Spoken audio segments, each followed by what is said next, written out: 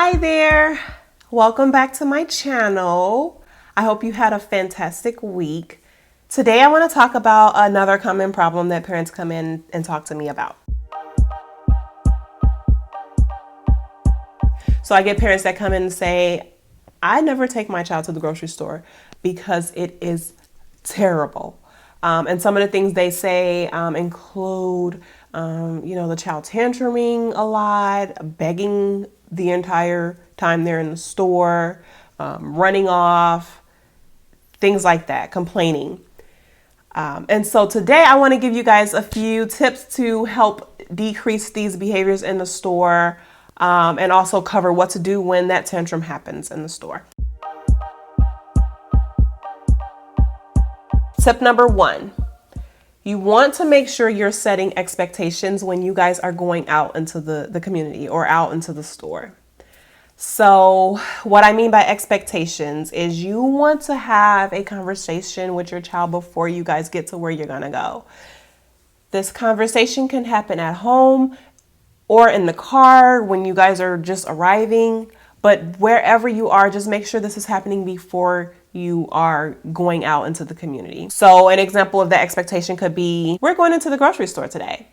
What I want you to do is use your walking feet when we're in the store, and I want you to hold the basket with your hands so that mommy can see you, or so that you stay with mommy. These are some examples of some expectations that you can set with your child so they know exactly what it is that you are wanting them to do when they're in the store. These expectations need to be clear and specific, like the examples I just gave, so that the child clearly understands them. And it's also set in a language that the child can process. You want to use kid language so that way the kid understands in their own words. Use your walking feet, hold the basket with your hands, use a quiet voice, a calm voice, things like that. Tip number 2, once you've set those expectations, now we're going to talk about what to do when you're in the store. So now what you want to do for tip number 2 is get the child involved when you're in the store. Let the child help you with that list. Let them know, hey, we need grapes now. Can you please go and find the purple grapes and bring them and place them in the cart?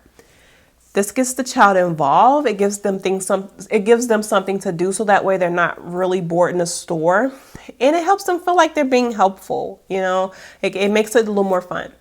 And so this is a great way to just decrease those complaints that you may get from a child because they're just really just bored and they're trying to find something to do, and it helps them to make that experience more pleasant for the both of you guys. Tip number 3. Okay, so we have the expectations set and your child has gotten involved and they're going to get things off that list and they're helping you with your shopping. For tip number 3, you want to give lots and lots of praise. If you're noticing your child is following through with that expectation that you guys set before stepping foot in the store or wherever you are in that community, if you're noticing they're doing that really well, you give them lots of praise for it. And that praise needs to be very, very specific and outline what it is you see them doing. So for example, if you told them to use their walking feet, your praise should say, oh, I love how you are using your walking feet. Or you're doing so well using your walking feet in the store. You give them lots and lots of praise for every good behavior that you're seeing them do in that store. It does a few things for the child. Number 1, kids love to hear praise. And so just hearing that verbal praise from their parent or adult, whomever, makes them feel really good inside. And so when they do start to feel good from that praise, they're going to start to continue to do that or rev that behavior up because they want to continue to hear that.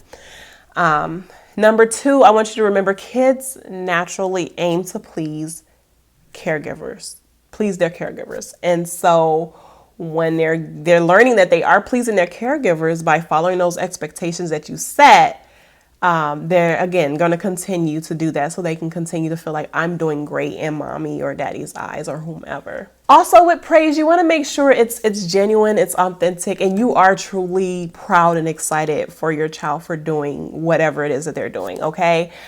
So you want to make sure your voice goes up, you're using excitement, and you convey that with your tone. You don't want your praise to kind of sound like, okay, good, you're using your walking feet. That's what I expected you to do, or something like that. You don't want it to be condescending or sarcastic. You genuinely want your praise to feel like excitement to the child, because it gets them, it encourages and motivates them to continue to do that. So those are my 3 tips for preventing meltdowns, tantrums, bad behaviors when you guys are out in the public. I hope these tips are going to be helpful for you and your family. Follow me for my next video where I talk about what to do if that tantrum happens, because, oh, they happen. Until next time, bye.